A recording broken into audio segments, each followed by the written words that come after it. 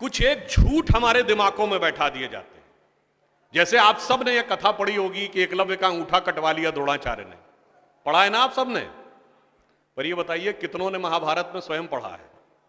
मेरे विचार से हम में से किसी ने भी कभी महाभारत में वह प्रसंग पढ़ा ही नहीं होगा एकलव्य वाला। और अगर हम यह भी विनम्रता से पूछे कि महाभारत के कौन से चैप्टर में है, तो भी शायद हम में से किसी को ध्यान नहीं होगा कि महाभारत के वन पर्व में एकलव्य का उल्लेख है।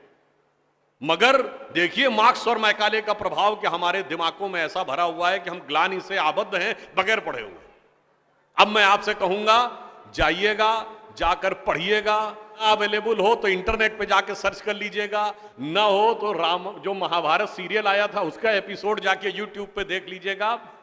कि किस्सा ये था कि जब आपको चाहे आपने कथा सुनी होगी कि कुत्ते का मुंह बाणों से भर गया था, जो एकलव्य ने तीर चलाए थे, और जब वह तीर अर्जुन निकालते हैं तो उस कुत्ते के मुंह में एक खरोंच तक उस बाण से नहीं आई होती है, तो वो चौंक जाते हैं क्योंकि ये सामान्य तीर नहीं है। उन्होंने कहा तो दिव्य अस्त्र है कि मुंह में पूरा तीर से भर गया मुंह और इसके बाद भी एक खरोंच नहीं आई। आप कहेंगे दिव्यास्त्र का मतलब क्या?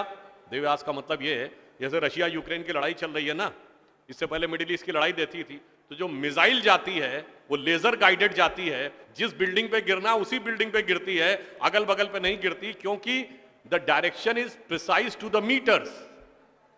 पर अगर मुंह के अंदर जाए और खाल पर खरोंच ना आए, इसका मतलब it is so much strongly guided that it is precision to the micrometers. तो जब ये वो देखते हैं ये दिव्यास्त्र चलाना, तो उन्होंने कहा दिव्यास्त्र राजा चला सकता है, ये कैसे सीखा इसने? तो जब द्रोणाचार्य उससे पूछते हैं कि तुमने ये किससे सीखा, तो कहता आपसे सीखा गुरुजी। कहते मैं तो तुम्हें जानता नहीं बालक, तुम अपना परिचय दो। अब यहीं पर बिंदु है। एकलव्य क्या कहता है? मैं मगध नरेश जरासंध के प्रधान सेनापति हिरण्यधनु का पुत्र एकलव्य। अरे वो मगध के chief of the arm forces का बेटा था।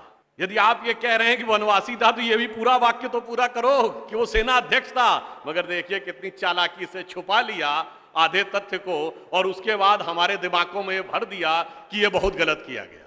बताइए, हमारे हिंदू धर्म के दो महाकाव्य, रामायण और महाभारत, दोनों का रचयिता कौन? रामायण का रचयिता महर्षि वाल्मीकि, जो संस्कृत के आदि कवि माने जाते हैं। आज जो वाल्मीकि समुदाय है वो किसमें आता है? शेड्यूल कास्ट में। महाभारत के रचयिता और वेदांत और मीमांसा के रचयिता महर्षि वेदव्यास, जिनकी मां मछुआरिन थी, वह समुदाय किसमें आता है? कुछ राज्यों में, दिल्ली में शेड्यूल कास्ट में, यूपी में अति पिछड़े में। तो मेरे भाई, संत रैदास, नामदेव, कबीर, दादू, ये सब पूज्य संत हुए, फिर भी हमारे दिमागों में ये भरा जाता है। और कौन भरता है? वो लोग भरते हैं जो अपने यहां समाज के गरीब वर्गों की खरीद फरोख्त करते थे। और आपको यह भी बात बता दूं, जब हम कभी अपने यहां कहते हैं फॉरेन ट्रेवलर्स ने दिखाओ क्या लिखा है, तो मैं ये बात आपसे कहता हूं, इसको भी जाके चेक कर लीजिएगा।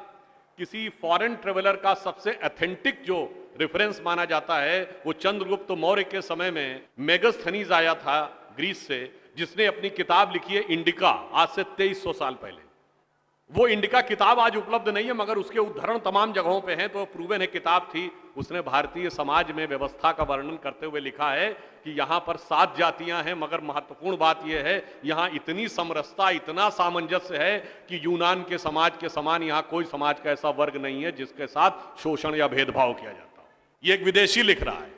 और मैं एक और बात आपसे बताना चाहता हूं, बहुतों को नहीं पता होगा, गांव में पंचायत होती है ना, ये पंचायत में 5 की संख्या कहां से आती? ये 4 या 6 क्यों नहीं? 5 की संख्या जानते कहां से आती है? 4 वर्ण माने गए थे, तो किसी भी गांव में निर्णय लेना होगा तो चारों वर्णों का एक एक प्रतिनिधि होगा, और 5वां जानते कौन होगा? गांव के बाहरी क्षेत्रों में रहने वाले वो वनवासी, जो प्रत्यक्ष रूप से गांव का हिस्सा नहीं है, पर हमारे निर्णय का प्रभाव उनके जीवन पर भी पड़ेगा, तो 5वां प्रतिनिधि उनका होगा। वहां से यह पंचायत का भाव आता है। और फिर मैं आपसे कहना चाहता हूं, हमारे दिमाग में एक और चीज भर दी गई कि जाति व्यवस्था हमने बनाई। आपको पता है कास्ट शब्द कहां से आया? ये कास्ट अंग्रेजी का शब्द नहीं है, ये पुर्तगीज भाषा का शब्द है। और 1931 में जो अंतिम जनगणना जाति के आधार पर उसमें 4114 जातियां हैं हिंदू समाज में, जिसमें अब 6000 बताई जाती हैं। मैं चैलेंज करके पूछता हूं, कोई दिखाओ तो किसी धर्म ग्रंथ में 6000 जातियां लिखी हो, और जहां लिखी उसमें इससे ऊंचे ये, इनके नीचे ये ऊंचा ये नीचा, कौन से धर्म ग्रंथ में लिखा है? ये माली ऊंचे की तेली ऊंचे, सुनार ऊंचे कि लोहार ऊंचे, कहां लिखा है? जानते हैं कहां लिखा है? एक British census commissioner Herbert Risley द्वारा किए गए सेंसस में हिंदू समाज को जातियों में विभाजित करके ऊपर से नीचे तक लिखा गया, और फिर वो हमारे ऊपर अध्यारोपित कर दिया गया है। हमारे दिमागों में कैसी कैसी बातें भरी जाती हैं। एक थोड़ा लिबर्टी लेते हुए ये भी कहना चाहूंगा, महिलाओं को पढ़ने का अधिकार नहीं दिया जाता था। अब ये बताइए, हमारे यहां दिल्ली में लोगों को ध्यान नहीं होता है, आप लोगों ने मैत्री कॉलेज और गार्गी कॉलेज है ना, ये मैत्री और गार्गी कौन थी? ये वैदिक काल की 20-22 विदुषी स्त्रियों में से एक हैं। गार्गी ने ऋषि याज्ञवल्क्य के साथ शास्त्रार्थ किया। फिर मैं चैलेंज करके कहता हूं, दुनिया में कोई दूसरा धर्म संस्कृति बताइए जहां धर्म पे टिप्पणी करने का अधिकार किसी महिला को हो और किसी धर्म के ज्ञाता के साथ शास्त्रार्थ करने का अधिकार। फिर हमको समझाया जाता है कि हमारे यहां बराबरी नहीं थी। अरे आप सबको याद हो, सबसे प्रख्यात शास्त्रार्थ कौन सा है? आचार्य मंडन मिश्र और आदि शंकराचार्य के बीच में, दोनों के बीच में जो शास्त्रार्थ हुआ उसका जज कौन था? आचार्य मंडन मिश्र की पत्नी उभय भारती। फिर मैं चैलेंज करके पूछता हूं, पहले दुनिया कोई धर्म बताइए जहां टिप्पणी करने का अधिकार स्त्रियों को हो और जज बनने का अधिकार हो डिस्कशन में। उसके बाद हमसे कहते हैं कि साहब बराबरी नहीं थी। इसलिए मैं कहना चाहता हूं कि हमारे यहां तो समाज में जिस प्रकार से एकाकार करके सबको साथ में लिया जाता था, बराबरी का तो आलम यह था, बराबरी नहीं थी, यह सच है। हमारे यहां बराबरी नहीं थी, हमारे यहां मातृशक्ति को पहले रखा जाता था। इसीलिए हम क्या बोलते हैं? सीताराम, सीता पहले राम बाद में।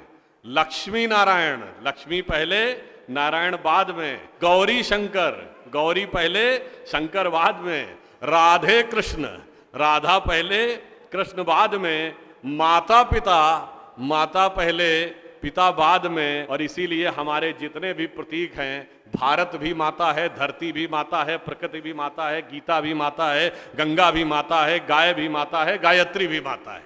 और ये केवल कोई आध्यात्मिक धार्मिक बात नहीं है, वर्ल्ड की डॉक्यूमेंटेड हिस्ट्री में अगर पहली बार कोई वुमेन रूलर रही है तो गुप्त वंश के समय में 4वीं शताब्दी में प्रभावती गुप्त ने शासन किया है।